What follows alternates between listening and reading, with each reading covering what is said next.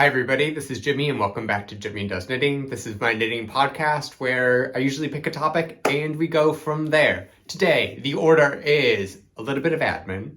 I have test knits that I have finished and we have off the needles.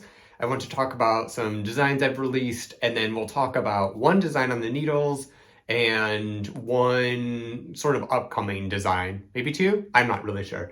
But that's what we're doing. It has been a while. Let me tell you this. I am playing hooky from work today. I'm supposed to be in the office 5 days a week. That's not happening right now. So I'm filming midday. Here in the Netherlands, we have no sun. So if I don't film basically at lunchtime, then I don't get anything and I have weird lighting. Although I think at this point, we just have to embrace it. I don't think that I can create content like I was when the sun was out. So you're going to get some bad lighting and some terrible stuff, but I'd rather have the content out there than not. So there's that. I have been very busy and feeling quite overwhelmed personally. Work is going crazy. Home life is fine. Knitting is also I have things going on, which is very exciting, but it's also a lot of work. And I'm just feeling overwhelmed, and then with no light and then not being able to film, I'm just not getting into it as much. So I am trying to get a couple ones out. This one is going to be out, beginning of December, and then end of December, I have a week in Spain and then 2 weeks in the US. And that brings us to January. So I'm going to try to film one video before I leave for Spain. Maybe after, I don't know, around that time. And then we're going to try to do that. And that will be the end of the year. I'd like to post more fun content and stuff, but I'm not sure that I have the headspace for it.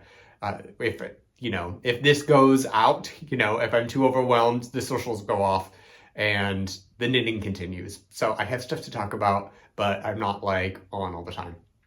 Great. Next one, the keeping track of my stash. I have stopped because I have had too much stash. I've had yarn come in from a yarn company, and then I had a big haul in September, and I'm not going to be stash neutral this year. It's not going to happen. I've been working through it, but I am not that fast. So that's happening where we failed on that. We gave it a good try. I've knit a lot, but aren't there. Next one, Swiss Yarn Festival. I am teaching at the Swiss Yarn Festival. Yay. This is going to be in the suburbs of Zurich, in the mountains by Zurich. I'm not really quite sure where it is, but it will be March 26th and 27th, I think. On the Friday afternoon, I am going to teach a class, and then I have 2 classes on the Saturday. I will be teaching as seen on TV, which is basically how to recreate a knit that you've seen, sort of based on my Prada sweater and what I've learned from that. I am going to be teaching color work without color dominance, which is super interesting, and I might be making a pattern for that. I might not. I don't know. We'll see. We'll see about my time. How about that? And then the third class I'm teaching is combination knitting. So combination knitting is how I knit, and I love it, and we'll just go through some techniques, and there will be lots of knitting and stuff like that. So that is a huge announcement. I have some other things brewing for Q1, but I don't think I can say anything else yet. So we'll get to that when we get to that. I think that those are all the updates. Let's get into it. And let's get into it with what I'm wearing. I am wearing the Insh by the Creabea, Rebecca Clow. And this is the first test knit that I completed. So this is a Henley, and then she has a stockinette version and a half fisherman's rib version. I went for the half fisherman's rib. Look at this texture. It's great.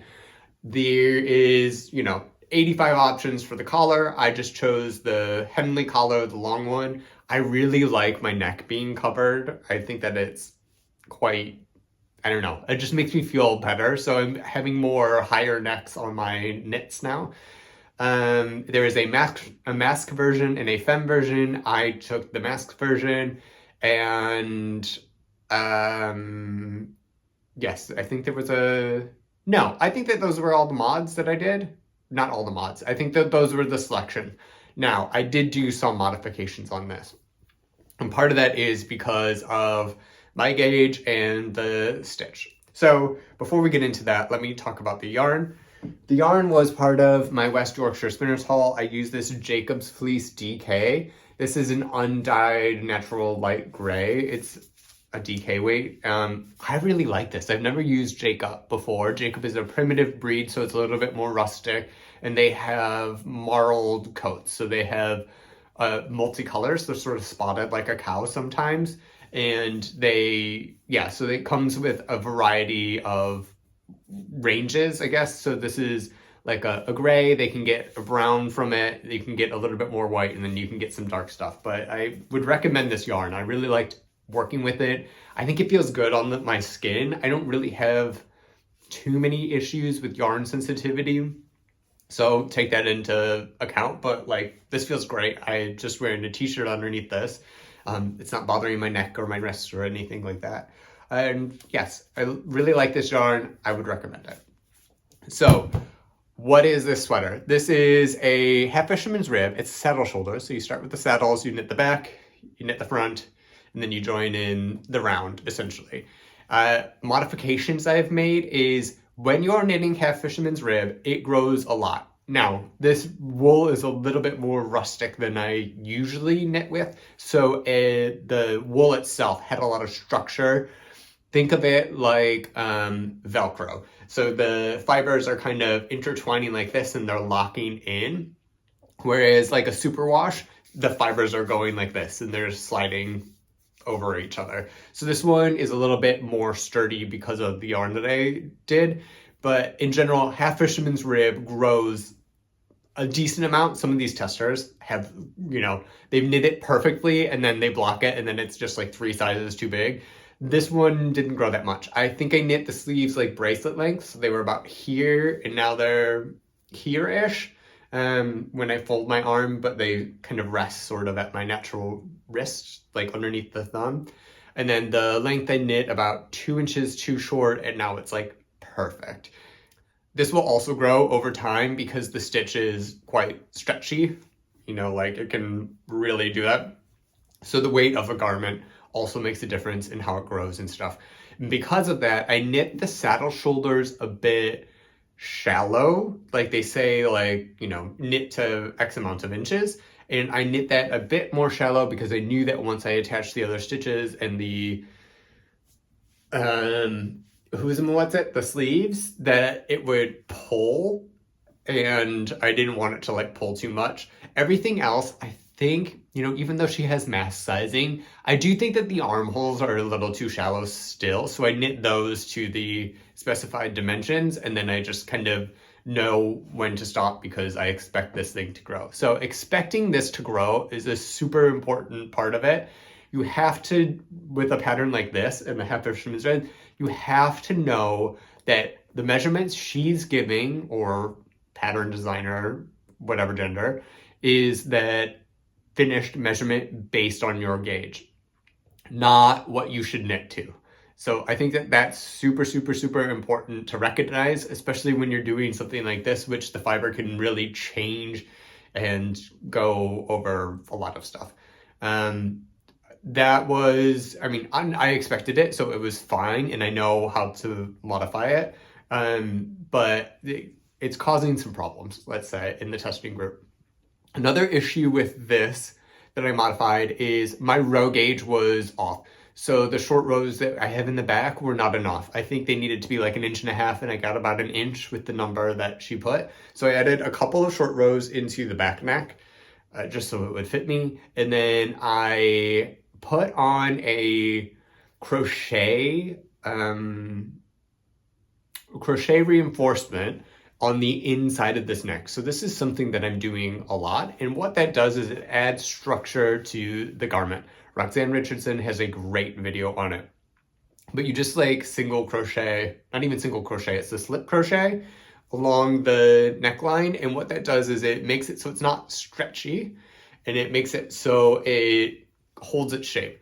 Before I did that, the neck was like, I can't even do it now, but it was like down here, something like this, which was not good. The half fisherman's rib was dragging it down. There's no support in the front. I know I put buttons here, but there's really not like structural support for the garment in the front. So it really just opened up and went down the shoulders, which is not a look that I wanted. I wanted it high and tight. So the crochet reinforcement was really good. And I put that in a couple of my sweaters recently. I've done it in bottom up or top down sweaters, but ones that could use a little bit more structure of staying on my shoulders. I have slopey shoulders, so that's a general problem. I'm not sure if everybody has this, but it's something for me. But with this one in particular, there's not structure to keep this on the neck the way that you want it, so adding that in is super important. The knitting experience was great. I knit size 3, which is, I don't know, I think like a 40-inch chest. I think I went down a little bit because I knew it would grow. I'm a loose knitter, and I think I dipped into my 7th skein of yarn for this. So it's, you know, it's eating up a lot of yarn, but that's it. So this was, you know, I'm quite happy with this. This is replacing my Lanark by Rebecca Clow. I think, honestly, I probably like the Lanark a little bit better just because it's the same feel with the half fisherman's rib, but it kind of like the structure is a little bit better because it's a drop shoulder and not a saddle shoulder. So it has a little bit more seams and the collar is also a little bit higher.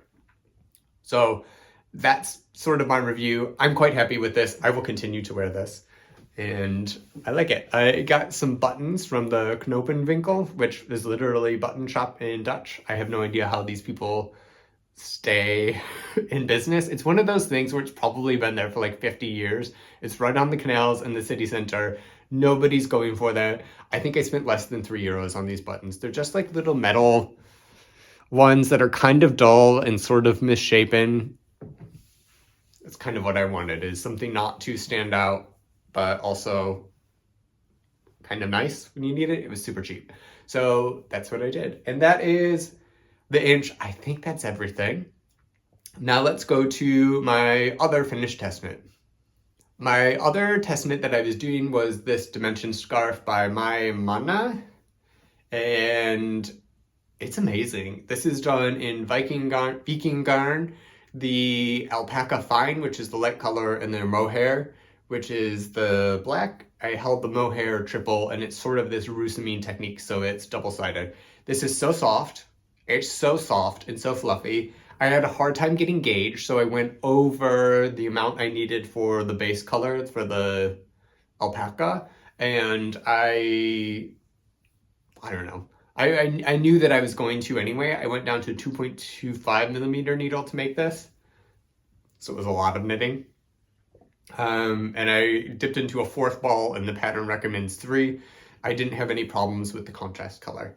So I mean, this is just beautiful. You can see also, it's not only this undulating texture, but there's like moments like this where the scarf grows and it shrinks and it changes, and it's really incredible. I mean, she is one of those designers that I wish I designed like this. I mean, I was feeling in a creative rut and I did this, and I mean, it's just beautiful. It's great and it's soft. Now, what I would do if I wasn't testing, because I wanted to get not the suggested yarn, but something similar. So that's what I went with this. I would probably do like a Mondim and like a warm, or just like a regular fingering weight and like a dark blue, but like a warm tone dark blue. And then I would probably put like an electric, like Rowan has some Kid Silk Haze that is just like, you know, bright colors. I would probably do that in like a bright blue and do something like that. But I went for this classic color combo because this stuff was really deeply on sale, and it was, you know, it was nice. I thought these went together. It reminds me of like an old Bauhaus drawing, you know, on that faded sort of like parchment paper with some really black bold lines. I really like it. I was going to give this away, but now that I'm looking at it, I'm not sure I really want to. I don't know. Incredible. It takes a while, but I mean, it's really beautiful and it's double-sided. The one thing I wanted to mention was the Viking yarn. The mohair is actually quite like furry and fluffy.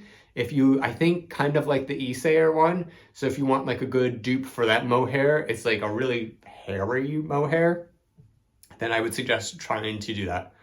But other than that, I don't have much to say about this. I know she will also be at the Swiss Yarn Festival, so we will meet. Yeah, you never know who you're going to meet. I mean, it's a pretty impressive lineup. I knew I was getting in, but like, I mean, it's a really great opportunity. Anyway, the Dimension scarf by my Mana, she's wonderful. The scarf is fantastic. And that's all of my test knit obligations done. So let's move on to patterns. The first pattern that I released was the Sandywell Shawl.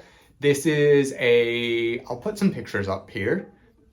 This is just like a triangular shawl. I give you instructions for using up as much yarn as you want to or possibly can with it. The suggested yarn is Manchelopis, which is an unspun yarn from Wool Dreamers. I love it. I have it in bottle green for this one. This is the second in my Sandywell series. I have like a hood scarf also for the Sandywell scarf.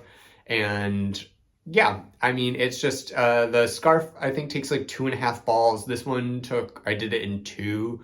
So depending on your gauge, it will roughly be the same. I released this and I don't know too much to say about it. It's, I think, the last one in the series that I'm going to do. I don't know if I'm going to do the scarf. I have the scarf and I have the shawl. I don't know if I'm going to do anything else with it, but it's just all over woven texture. I don't have it here because somebody took it. I give away most of my knits. I don't really have even like samples just because, I mean, I figure I can knit it again and I'm not that in demand. So I'm not that type of designer unless I'm like actually wearing it. So the Sandywell Shawl is out now. The other one, which I think probably releases on the day that this video releases, is my Foxwood Hood. And this is a design I've had in mind for a while. So it's the same texture as my Foxwood scarf. It's called the Betty Martin stitch is what it is. And it's a Guernsey stitch from Yorkshire. And it's just like an all over hood with a knit on, let's do this, with a knit on outside. So it's just knit flat and then folded over. I did change the pickup rate in the final pattern. I think that this is maybe a little loose, but I mean, it works fine. And it's just like a cute little hood. It has this nice detail in front. Can you see this? Where it's folded down. It's just because I wear a lot of knits and quite often I also wear hoodies at home. So this way I have the like hoodie feel, but I can wear my knits with it. And it's a nice like open hood. I didn't want it to be like, you know, this.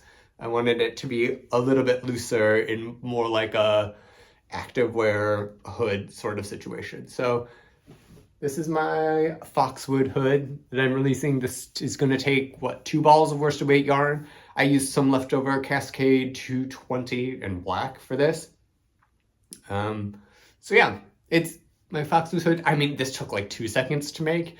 And because of the texture, like it really is pretty seamless in the way that I made it. And you don't even need to put like finishing on the ends because it's a broken rib essentially. So it really gets things going with that. So it's super simple.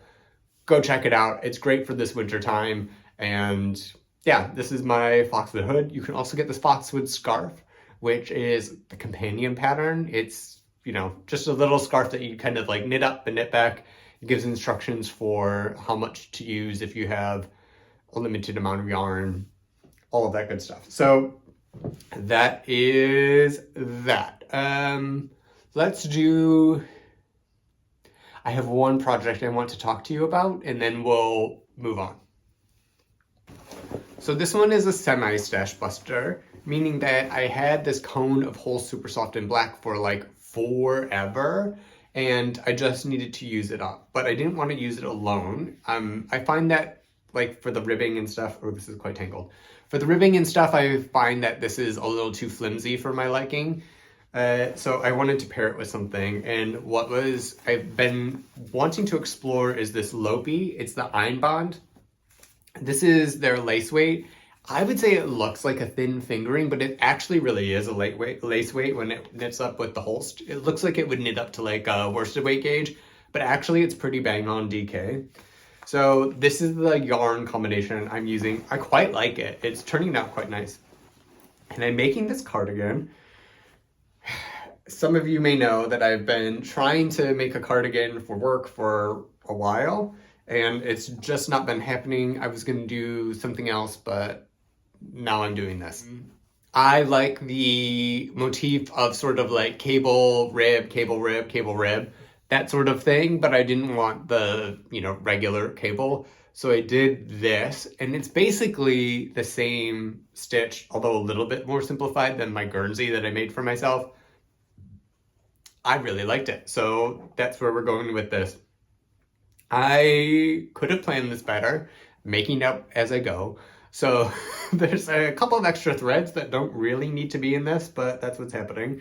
And what I'm doing is I'm exploring some shaping techniques that I might use with some other knits.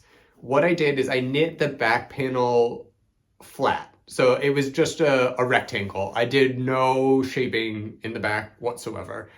And then I knit the two front sides, but I knit them shorter. So I knit the back panel at like 10 inches. I knit the front parts at 8.5. And then I joined underneath the arms, and I just ended on the same row. So when I went back around, that everybody would be at the same place. And so that's fine. And that's how it worked. And yeah, so far it fits all right. I have a V-neck. I'm not sure how much you can see of this, but I have like a little V-neck situation going on where I have some increases, and then I'm going to do a double knit button band on it, I think, which I've never done before, but I think it will look nice. The important thing is that the shoulders ended on this cable, so it really like frames the shoulders. And then I'll do a little bit of sleeve cap shaping and do the arms. But this is meant to be worn over like a collared shirt, I think is really what I need this for. And yeah, so I mean, it's not much to write home about. It's like a all over texture, but fairly simple construction pattern. I'll let you know how the fit ends up with the back just being longer than the front, and seeing if that is a technique that I want to do in the future. But yeah, it's also going to expand a lot. This looks really tiny, even for me. It's quite small, but overall it will grow because it's cables, it's a little bit of rib, and then the yarn itself will bloom because Lopi is Icelandic, and then the Holst has a lot of spinning oil in it. So once we wash it, set it out to dry, I expect it to go up a lot.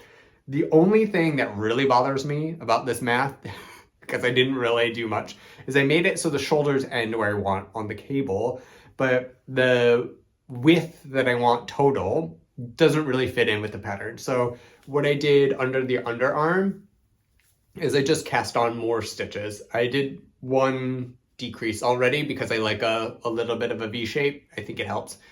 But yeah, I just cast on more. So this rhythm under the arm is a little bit off compared to the other ones. I don't know if you can see that or not.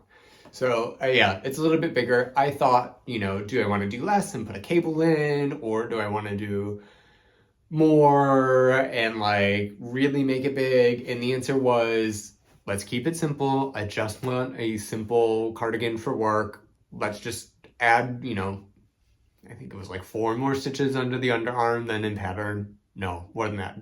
6?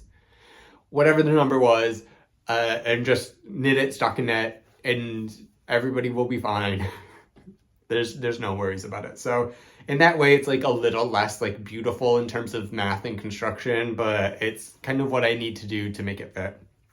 I think it's just going to be pretty straightforward. I think I'm just going to do some ribbing at the bottom, double knit button band, a little bit of sleeve cap shaping with short rows, and then like maybe a bit of a wider cuff. So that's what I have for that. I will keep you updated as I get more. I've actually gotten a lot done on the body, so this is going pretty quickly, especially because it's cabling every 4th row. This is going much faster than my Guernsey, for sure. So it will be good. I don't know. It's hard to take around because of the cone, but it's nice. So that is the last of my knits that I'm going to show you. Coming up, we have a scarf that my boyfriend has requested, there's a Simone Rocha scarf. I'll put a picture in if I can find it. And he wants one. He went into my stash and picked out some stuff. And he was like, oh, I didn't know you had this much yarn. I was like, yep, I do. So it will be good to stash bust a little bit with that. And he rarely asks for me to knit him something, so I will be doing this. I also needed an easy project, so it will be fine. So I'll do that. It will be double knit, a triangle. I hadn't really done double knitting before, so I know in theory how this goes, but we'll figure it out as we go along. It can't be that hard, right? Like, it's just going to be stockinette. It will be fine. There's that, and then I have been swatching for a jacket, and I think that's about all I can say about it for the current moment. You will find out more about that jacket and a couple of other projects coming up probably in the new year. So that's another exciting thing to look forward to. Like I said, I don't know if I'll finish anything by next podcast, but we should have a couple of new cast-ons. I'll give you an update on my Does Diamond sweater, and hopefully I'm still alive and not totally overwhelmed. It's going to be busy for Q1 for sure for me, so I'm not going to guarantee anything, and then hopefully it's like less busy, but still it's going to be busy. I did my travel planning for work. I have 27 trips planned for 2026 that I know of. So it's a lot. It's a lot. I need to have a talk with my boss. That's too much traveling, especially if I'm trying to actually do something with this knitting, but that's whatever. Anyway, thank you all for joining me on this rambling rant. I hope that made sense. I hope that this was concise. I will see you later. All of you have a happy holidays. Be kind to others. Spread this cheer. Be nice to people. Be nice to yourself. You don't have to feel obligated to gift knit. You don't have to feel obligated to do all of the social things. Just enjoy it. Take your pace. Be nice to people. Think of those who are less fortunate. Please donate to your favorite charity. That's always something I do in December. I give to local LGBTQ charities, food banks, stuff like that. Do whatever resonates with you, but if you have the cash, give a little bit to other people who need it. And I'll see you later. Goodbye.